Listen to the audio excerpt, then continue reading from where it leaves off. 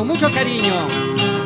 Saludamos a las hermanas Noemí, Leida y Rosa Milla Romero en Chaclacayo, Pamparomas.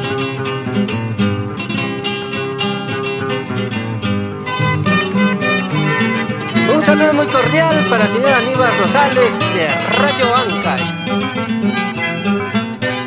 Yo he venido de tierras lejanas a entregarte mi amorcito. Al encontrarte en otros brazos me voy llorando, desconsolando, mis ilusiones se han terminado. Yo he venido de tierras lejanas a entregarte mi amorcito.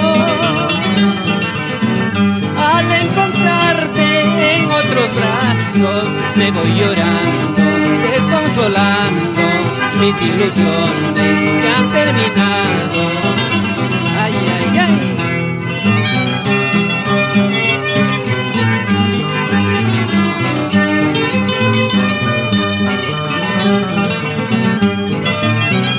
Saludamos a Radio Andina de Huacho.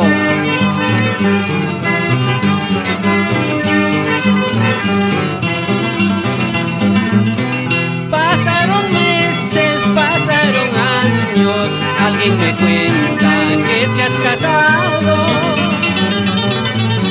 Esa es la pena que a mí me mata, esa es la pena que me marchita, esa es la pena que me marchita.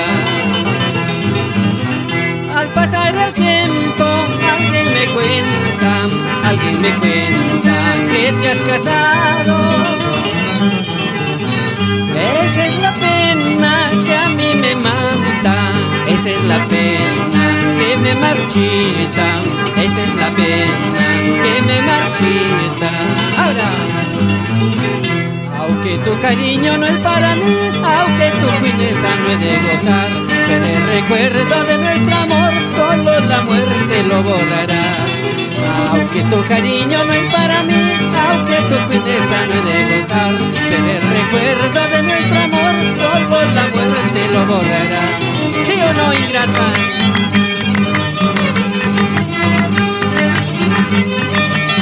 Saludamos a Radio Sudamericana, a Omar Ramírez con mucho cariño, a través del conjunto musical Brisa del Río Salta, de la provincia de Huaylas.